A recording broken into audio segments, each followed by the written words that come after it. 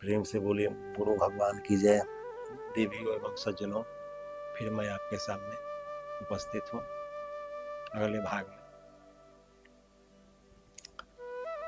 करता था तो क्यों रहा, अब करके पछताया, रोपे पेड़ बबूल के आम कहाँ से पाए। तो सारे लोग कुछ ना कुछ कर ही रहे हैं, सारे लोग, कोई बैठे हुए नहीं, सब लोग कुछ ना कुछ कर ही रहे हैं। लेकिन यदि वह शास्त्र के अनुसार, वह महापुरुषों के वचनों के अनुसार, वह गुरु के वाणी के अनुसार नहीं कर रहे हैं, तो वह सारा कर्म गलत दिशा में ही जा रहा है। जैसे बबूल के पेड़ रोप कर और आप आम की कामना कर रहे हैं, तो यह बहुत बड़ी धोखा है। तो बबूल के पेड़ में कभी आम नहीं मिल सकता है। इसीलिए कोई भी काम सोच समझकर और शास्त्र सम्मत और गुरु के वचनों के अनुसार ही करना चाहिए, तभी सफलता मिलेगा। साधन की अवस्था मनुष्य को नाम जप से ही स्टार्ट होता है। जब नाम जप शुरू होगा तभी आप जीवन के साधन के क्षेत्र में आपका विकास होगा। कहने सुनने से कुछ नहीं होता है। इस संसार में जितने भी देवी देवता है, सब अपने अपने जगह ठीक ही है। सब प्रथम कक्षा की पढ़ाई है, वो वहाँ से ही श्रद्धा जागृत होता है। लेकिन देवी देवता का पूजा एक प्राकृतिक का ही पूजा है, और वह यह संसार तक ही सीमित है। वह संसार से पार नहीं जा सकते आप उससे, इसलिए कि वो भी मरण धर्मा है, वो भी एक योनि है, देवी देवताओं का एक योनि है। इसलिए उनको पूज कर प्राकृतिक में ही सुख सुविधा पा सकते हैं, उससे बाहर के जगत में आप नहीं जा सकते। उस परम प्रभु को पाने के लिए परम प्रभु का ही भजन करना होगा। जैसे महादेव जी बताएं, उमा कहूँ निज अनुभव अपना, सत्य हरि भजन जगत सब सपना। महादेव जी कह रहे हैं माता पार्वती से, हे उमा, मैं अपना निजी अनुभव बता रहा कि जब तक कोई प्राणी इस संसार में उस प्रभु श्री राम का भजन नहीं करेगा, तब तक इस संसार से पार नहीं उतरेगा। महादेव जी हर जगह प्रभु श्री राम के भजन करने पर बल दे रहे हैं।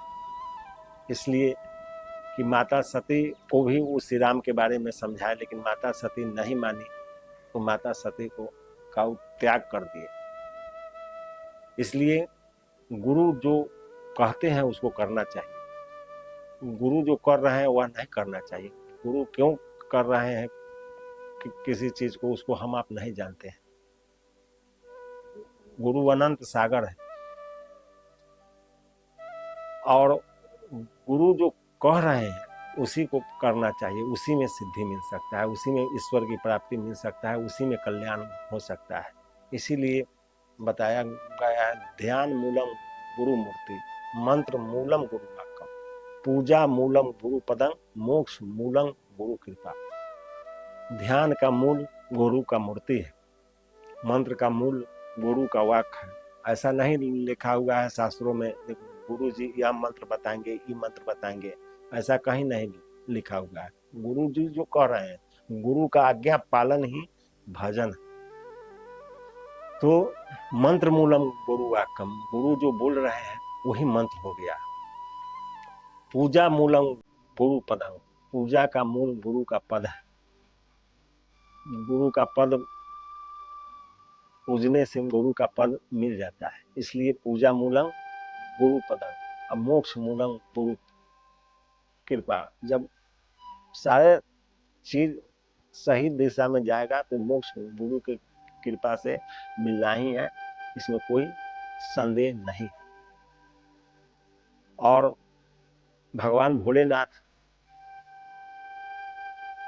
रामचरितमानस की रचना करके अपने मन में रखे हुए थे, और समय आने पर माता पार्वती से बताएं तो वह राम का चरित्र हर व्यक्ति के अंदर में है, लेकिन वह दिखाई नहीं पड़ रहा है। उसका देखने का कुंजी गुरु है। इसीलिए रामचरितमानस में बताया हुआ है, श्री गुरु चरण नख मणिगण जुक्ति, सुमिरत दिव्य दृष्टि ही होती, दलन मोह सम सोस प्रकाशो, बड़े भाग हुआ आवहु जासु। तो रामचरितमानस को समझने के लिए गुरु महाराज के चरणों में वंदना करना ही पड़ेगा, तभी समझ में आएगा। सूझत रामचरित मणिमानी, गुपुत सो प्रगट जो जिमी खानी। तो रामचरितमानस जो गुप्त है, प्रगट है, जो आपके मन के अंतराल में छिपा हुआ है, सब साफ साफ दिखाई देने लगेगा। इसमें कोई संशय संदेह नहीं है। तो राम नाम का जप हर परिस्थिति में अनिवार्य है, और नाम जब जपने लगिएगा तो आपका कल्याण होना ही होना है। आपको कोई ग्रह, कोई संकट, कोई विपत्ति आपको नहीं घेर सकता है। केवल श्रद्धा पूरित हृदय से और विश्वास के साथ आप उन प्रभु के नाम का स्मरण शुरू कर दें, भाव से, प्रेम के साथ, श्रद्धा के साथ। जैसे जैसे आपका विश्वास, श्रद्धा और प्रेम उस नाम में टिकता जाएगा, वैसे वैसे आपको दृष्टि मिलता जाएगा, और वह परम गुरु आपके हृदय में प्रकट होकर आपको मार्गदर्शन करने लगे। वह बाहर भीतर सब जगह से मार्गदर्शन करने लगते हैं, वह बात करने लगते हैं, वह उठाने बैठाने चलाने फिराने लगते हैं। लेकिन प्रेम पूरित हृदय से आप उनके शरण को ग्रहण कीजिए, उनकी आज्ञा का पालन कीजिए। तो राम नाम मणि दीप धरो, जीव देहरी द्वार, तुलसी विष भीतर बाहरो, जो चाहत उजियार। इस राम नाम रूपी मणि को जीभ पर धारण कीजिए, और उसको धारण कर लिएगा, यानी राम नाम का जप जब आप शुरू कीजिएगा तो भीतर बाहर आपका उजियार हो जाएगा, कहीं अंधेरा नहीं रहेगा, चारों तरफ प्रकाश ही प्रकाश। इसलिए कि ईश्वर स्वयं प्रकाश स्वरूप। गीता में भगवान श्री कृष्ण अर्जुन को बताएं दे, हे अर्जुन, मेरा परम धाम है, उसको न सूर्य प्रकाशित कर सकता है, न चंद्रमा, न अग्नि। वह परम प्रकाश है, वह प्रकाशों का प्रकाश है। और रामचरितमानस में भी यह बात बताया गया है, जो वह ईश्वर प्रकाशों का प्रकाश, स्वयं प्रकाश। तो राम नाम हर परिस्थिति में आप जपना शुरू कीजिए, और उसका फल को पाइए, समझिए। आपके सारे संकट, ग्रह, दोष, रोग, व्याधि सब समाप्त हो जाएंगे। उसमें इतना बल है। श्रद्धा पूरित हृदय से आप करके देखिए। एक बार एक संत जा रहे थे तो एक बड़ के पेड़ उनको दिखाई पड़ा, तो वहां ठहर गए तो सोचे जी आज की रात यहीं बिता लेंगे। तो बिता लेंगे तो वहीं ठहर गए। तो उस बड़ के पेड़ पर एक चोर पहले से ही चढ़ा हुआ था। वह बड़ के पेड़ एक चौर में एक रास्ता के बगल में था। तो वह चोर का काम था कि रात के अंधेरा में जब कोई बाजार से लौट के जाते थे तो एक लंगोटी पहन के मुंह रंग के रखता था और उस लोगों को फरेरता था। तो लोग भूत समझ के डर के भाग जाते थे अपना सामान सब छोड़ के, और वह सारा सामान समेट कर ले जाता था। उसी बड़ के पेड़ के नीचे वह महात्मा बैठ गए, और उनके बैठ जाने के बाद जब रात हुआ तो चोर सोचा कि आज तो महात्मा बैठ गया है तो कोई आमदनी हुआ नहीं। तो वह सोच रहा था। तब जब साँझ हुआ तो महात्मा जी अपना रात्रि के समय में धुनी लगाए और गांजा निकाल के बना रहे थे पीने के लिए। तो जब गांजा उजा बना के रखे, जब गांजा सुलगाए तो चोर भी गंजेरी था, उसको देखा तो उसको अमल तेज कर दिया, तो वह चोर उस पेड़ पर से निकला। तो महात्मा जी कहाँ जा रहे, तुम कौन है, तुम कहाँ से आ गया? तो महात्मा जी के चरणों में पड़ गया और कहा, जी प्रभु, हमारा इसी तरह का काम है, हम लोगों को डरा करके धन अर्जन करते हैं। तो कहा, जी तू तो पापी है। तो कहा, जी अब तो प्रभु पेट पोसने के लिए कुछ भी करते हैं, से थोड़ा गांजा हमको ही दे देते। महात्मा जी बहुत बिगड़े, लेकिन फिर अब अर्जी विनती करने लगा तो महात्मा जी उसको दे दिए। वो भी गांजा पिया, महात्मा जी भी गांजा पी लिए और महात्मा जी के सेवा उवा करने लगा। रात में समय सारा जगह से लकड़ी उकड़ी चुन चान के लाया, ठंडा के समय था, रात भर उनको आग तपाया। फिर सुबह हुआ, महात्मा जी चले गए।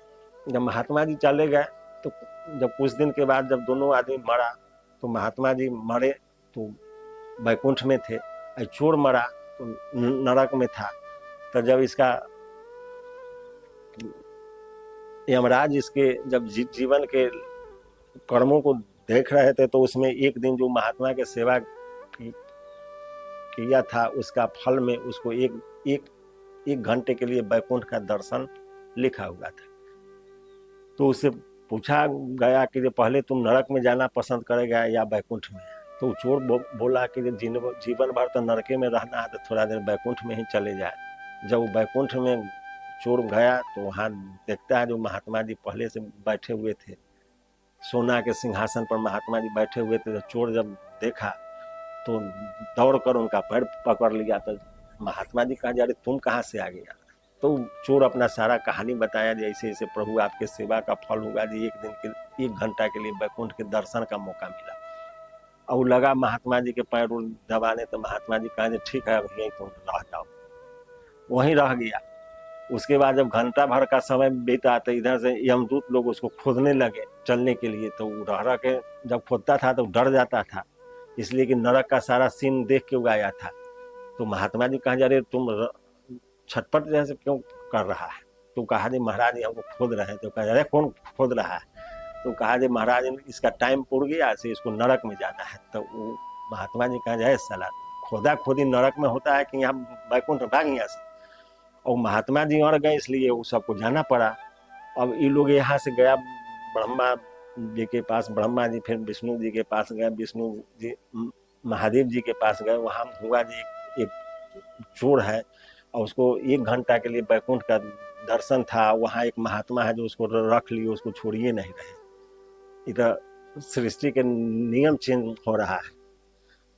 तो अब सारे देवता लोग आए, इंद्रदेव, अग्निदेव, वरुण देव, कुबेर देव, पवन देव, सब लोग आए। सारा लोग ब्रह्मा विष्णु आए, कहे कि महाराज आपके सेवा में अग्निदेव, वरुण देव सब लोग हैं, आप जो आदेश करिएगा सब लोग सेवा करेंगे। तो महात्मा जी कहा, नहीं, जिस दिन हम ठंड के रात में उस बट के पेड़ के नीचे ठंड से कड़ा रहे, तो उस दिन अग्निदेव, वरुण देव, पवन देव, इंद्र कहाँ थे? उस दिन तो यही हमको सेवा करके गांजा पियाया, रात भर आग तपाया, साथ में रहा। तो फिर यह यहाँ से कहीं नहीं जाएगा और ये रहेगा तो मेरे साथ रहेगा और इस बैकुंठ में ही रहेगा। तो अच्छे कर्मों का फल अच्छा ही होता है, सत्संग का फल आपको मिलता ही है, लेकिन समय आने पर। अब आपको समझ में आएगा जब समय आएगा, तब जब जगह पर जाइएगा तब। उससे पहले वह जादू का खेल नहीं है कि आज आप किसी महात्मा को सेवा कर दिए, कल आपको फल मिल गया। लेकिन सेवा महात्मा का होना चाहिए। वह महात्मा के भेष में काल नेमी हो, उनका नहीं। उनका सेवा करने से तो फिर आपका पतन ही होगा, इसमें कोई संदेह नहीं है। इसलिए जो संत है, संत का अर्थ है जो समस्त संशयों का अंत कर चुके हैं, वही संत। तो प्रभु के नाम में बहुत बल है। आप लोग प्रेम से उन प्रभु का नाम का जपन स्टार्ट कीजिए। झूठ न छोड़ा, क्रोध न छोड़ा, लोभ न छोड़ा, तो फिर सत्य वचन क्यों छोड़ दिया? तूने नाम जपन क्यों छोड़ दिया? जो सुमरन से अति सुख पावे, सो सुमरन क्यों छोड़ दिया? फिर मैं अगले भाग में आपके सामने उपस्थित हूँगा। तब तक जय गुरुदेव।